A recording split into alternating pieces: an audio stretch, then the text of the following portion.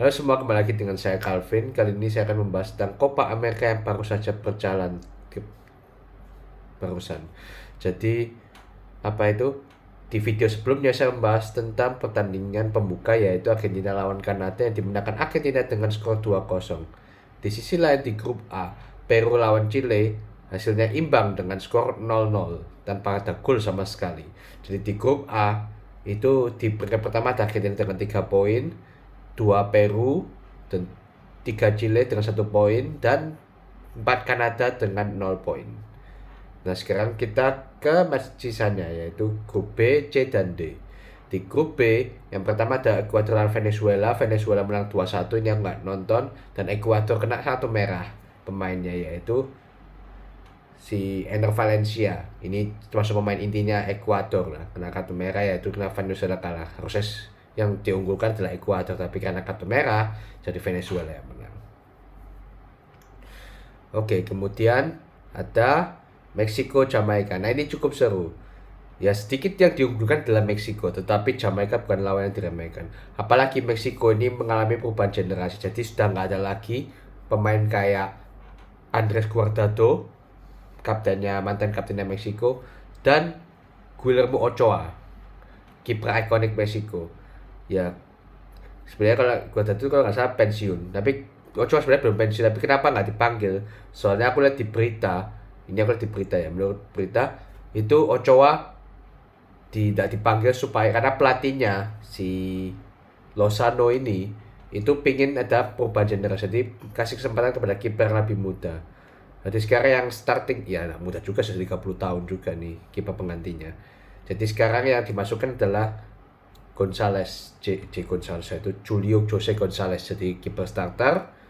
Ya, dan ada yang pemainnya kata-kata belum kenal sih, Sanchez, Montes, Vasquez, Arteaga. Cuma yang kenal ini Edson Alvarez, ini main di West Ham United dan dia kan jadi kapten pengganti Ochoa. Chavez, Antuna, Pineda, Quinones, dan Gimenez ya kata-kata nggak kenal.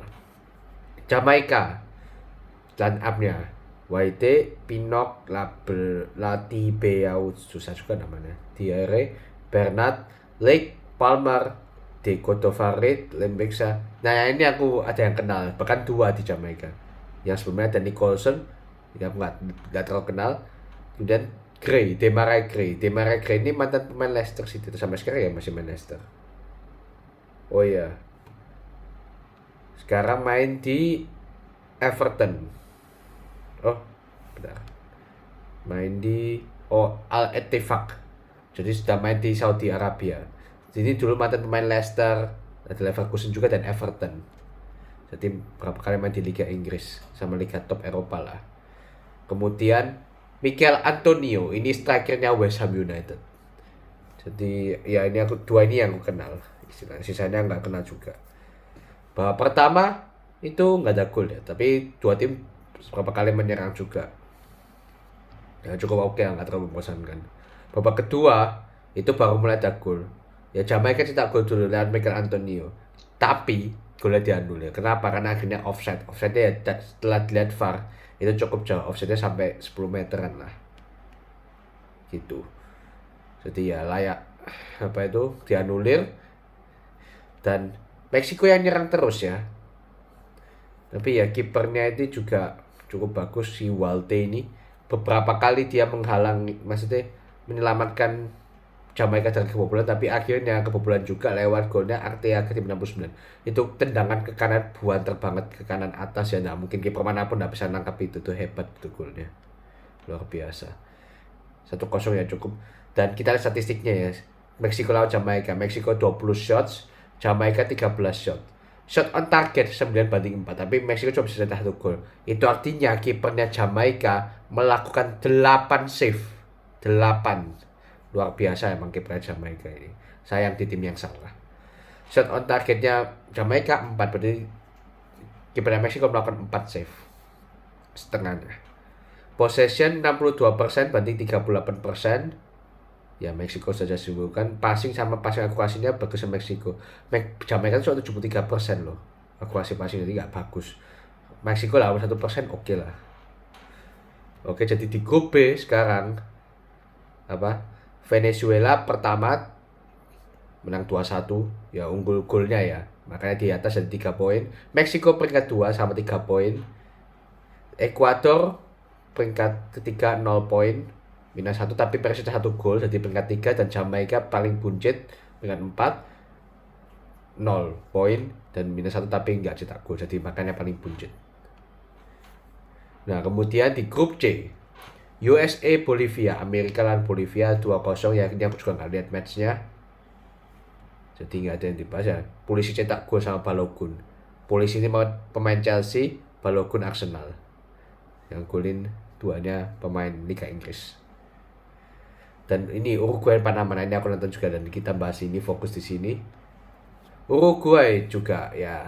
Uruguay masih manggil itu ya Luis Suarez yang sudah umur 57 tahun. Nah, kaget, tapi pikir sudah pensiun ini orang, ternyata masih main. Suarez 37 maksudnya. Uruguay ya, kita lihat pemainnya apa kalian kenal? Rochet Chopo ini. Nandes, Araujo pemain Barcelona. Oliveira, Vina, Federico Valverde pemain Real Madrid. Ugarte ini kok saya pernah kenal. Oh, PSG. Oke. Pemain muda ya ini. Oh ya, pemain muda. Kelahiran 2001. Pelistri, mantan pemain MU. Sekarang main di Granada. Bentar. Kemudian ada Darwin Núñez. Itu pemainnya siapa namanya? Liverpool. Striker yang berkali-kali meleset peluang itu. Ada Araujo lagi tapi Maximiliano Araujo. Jangan-jangan saudaranya Roland Araujo ini. Kok namanya mirip. Kemudian ada De Aracea, saya kenal. Panama ya, kalau aku lihat sekilas main 5-4-1 nggak ada yang aku kenal pemainnya. Mosquera, Davis, Miller, siapa yang nggak kenal semua. Oke, jadi ya kalau lihat dari line up aja kalian sudah tahu kan mana yang tim yang diunggulkan. Karena Panama ini mainnya 5-4-1, artinya mereka main parkir bis lagi, parkir pesawat. Jadi wajar dari awal Uruguay yang menyerang, dan di menit 16 baru sudah gol lewat Maximiliano Araujo di menit 16 1-0. Ya baguslah Panama cuma bisa 1-0 di babak pertama karena Uruguay menyerang terus. Ya Panama sempat dapat peluang babak kali, cuma ya yang mendominasi adalah Uruguay, sudah jelas.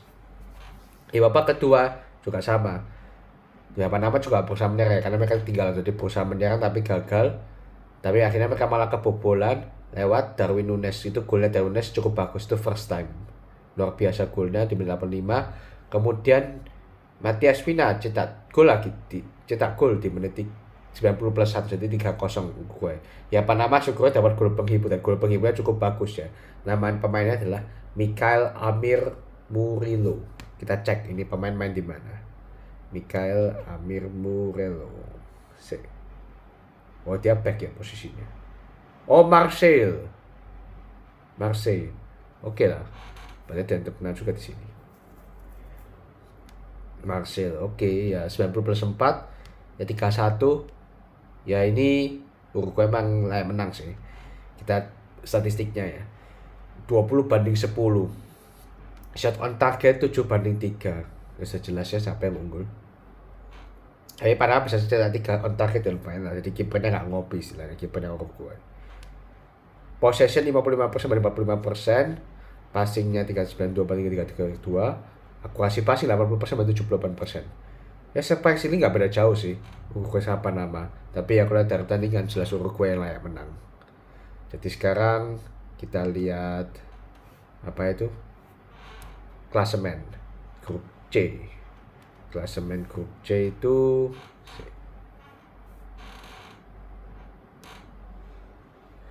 berapa ya? Bentar ya. Klasemen grup C bisa dilakukan internet.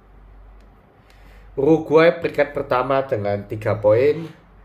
USA juga 3 poin, tapi ya Uruguay cetak gol lebih banyak. Uruguay cetak 3 gol. USA cuma cetak 2 gol. Kemudian Panama Bolivia. Panama peringkat 3, Bolivia peringkat 4 ya, karena Panama masih cetak gol. Berarti yang dihitung golnya. Sedangkan Bolivia masih cetak gol. Dan terakhir adalah grup D. Jadi totalnya ada 16 peserta. Ya lumayan lah, sekarang ditambah CONCACAF jadi lebih banyak ya. Dulu kalau nggak salah cuma 12 atau 10 atau berapa gitu. Sekarang ya apa itu? Kolombia Paraguay 2-1. Ya agak lawannya Paraguay. Grup C. Ya jadi Kolombia bakal susah cetak gol 2 gol dulu di babak pertama, nanti ya emang lah kalah Paraguay. Nah ini yang seru adalah Brasil lawan Costa Rica. Ya walaupun yang diunggulkan Brasil, tapi Costa Rica nggak bisa dianggap remeh. Karena Costa Rica beberapa kali menciptakan kejutan, masih ingat kan dulu apa 2014 Costa Rica berhasil menyingkirkan tim kayak Inggris sama Italia. Pada satu grup, ini grup neraka, maksudnya Costa Rica favorit tersekitarnya, mereka malah lolos ke babak knockout. Jadi Costa Rica ini nggak bisa diremehkan. Kita baca line up ya. Brasil, Alisson kiper utama, wajar karena Ederson juga seberapa bagus. Ederson kan bagusnya karena kebantu kiper. Kok kebantu kiper? Kebantu apa itu? Backnya City yang bagus. Tapi ini benar ya. Ya jadi sorry, sempat lihat bentar, cek di internet, kenapa kok Ederson dipanggil? Tapi kira dia ada Ederson yang kiper, ternyata bukan. Ternyata Ederson yang kiper yang City itu cedera. Jadi kenapa nggak dipanggil? Biasanya kan Alisson sama Ederson bersaingan, tapi kali ini karena Ederson cedera ya, Alisson resmi jadi kiper utama. Gitu. Soalnya dua ini persaingannya ketat ini. Biasanya Alisson, Ederson. Jadi kipernya Bento siapa itu, kiper cadangannya itu. Ya Alisson, Danilo jadi kapten di Copa America ini. Eder Militao, Marquinhos, Arana, Bruno Guimaraes pemain Newcastle, Gomez, Rafinha pemain Barcelona, Lucas Paqueta West Ham, Rodrigo Real Madrid, sama Vinicius Junior juga Real Madrid, Marquinhos tadi Militao juga Real Madrid, Marquinhos PSG, Danilo itu Juventus, Alisson Liverpool. Sisanya aku nggak tahu ini. Arana itu pemain Atletico Mineiro, lokal pride, sama Joao Gomez, West Ham, Wolverhampton. Jadi mayoritas pemain di sini adalah pemain yang main di Liga top, yaitu Liga Inggris sama Liga Spanyol. Ya mungkin Danilo main di Liga Italia, Serie A. Plus dia sama PSG. Costa Rica, pasti PSG Marquinhos tadi. Ya kalau sekilas pemainnya ya jujur aja yang kenal sih. Zamora ini siapa Zamora? Alvaro Zamora. Ya aku gak kenal juga. 5-3-2. Jadi nggak ada itu ya. Yang kenal cuma satu, Keylor Navas, dan dia Keylor Navas yang dipanggil. Mungkin juga kayak pelatih Meksiko mau ganti generasi gitu. Gantinya Patrick Sequeira. Oh masih 25 tahun, masih muda kipernya ini. Oke, kita ke pertandingan. Dari awal Brasil sudah menyerang terus sih. Costa Rica karena main parkir tank jadi hampir gak dikasih peluang. Tapi ya masalah Brasil itu efektif dan itu kelihatan banget. Berkali-kali mereka ada peluang besar, Vinicius, Rodrigo, Paqueta gak gol. 0-0 babak pertama. Kedua ya sama. Nyerang terus tapi gak gol-gol. Gila, pertahanannya Costa Rica juga kuat, tapi gak cuma itu. Ya pada salah passing sama efektivitasnya Brasil lagi buruk. Ini kalau misalnya Brasil zaman dulu, zamannya kemasan siapa, Cafu, Ronaldo Nazario, kalau nggak salah siapa lagi, Luis Alberto, Julio Cesar, Dida kalau nggak salah, atau siapa, mesti dibantai itu. Costa Rica 10-0 paling. Tapi ini generasi lack of generation sekarang Brasil. Bayangin dari dulu Cafu yang hebat itu, sekarang siapa ini? Palingnya Vinicius yang oke. Vinicius, Rodrigo yang barusan juara Liga Champions. Alisson kipernya ya oke. Cuma yang kayak Arana, Joao Gomez, Guimaraes itu saja nggak layak main di tim nasional. Cuma ya sudahlah. Jadi 0-0. Ya ini jelas merugikan Brasil. Brasil harusnya bisa menang, tapi Brasil terlalu banyak menyia-nyiakan peluang. Itu loh kenapa. Oh ya, sama satu lagi Ronaldinho. Itu zaman kemasan Brasil dulu. Ronaldinho pernah bilang dia kalau nggak salah di berita, dia bilang dia nggak mau lihat Brasil lagi zaman sekarang. Ya mungkin ada poinnya kalau lihat Brasil zaman sekarang tuh banyak buruk banget.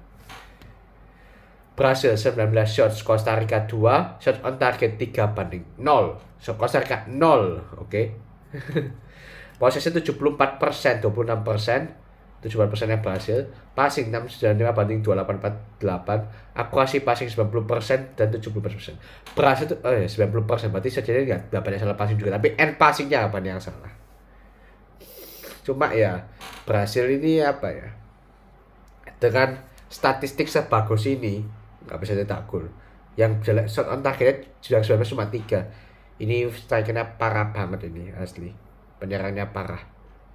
Betul-betul parah banget. Ini berhasil kebantu sama defense yang bagus saja, makanya mereka bisa seri. Kalau defense jelek mungkin bisa kalah. Jadi ya Brasil ini istilahnya kalau nggak perbaiki dalam bahaya. Mungkin bisa lolos, cuma kalau juara aku nggak yakin dengan pemain kayak begini. Jadi kita lihat sekarang standingnya grup D. Kolombia peringkat pertama dengan 3 poin.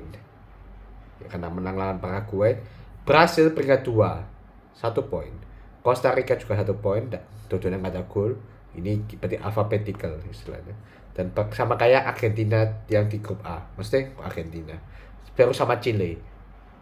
No, tapi aku bingung kenapa di sini Chile yang peringkat 3. Padahal C sama P kan duluan C. Di sini kok Brasil peringkat 2, Costa Rica peringkat 3, dan Paraguay peringkat 4 ya kalah lawan Kolombia. Tapi ini sekaligus masih bisa terjadi karena ini baru matchday pertama. Jadi ditunggu matchday reaction di matchday selanjutnya, oke? Ya itu saja sih dari saya. Terima kasih sudah menonton.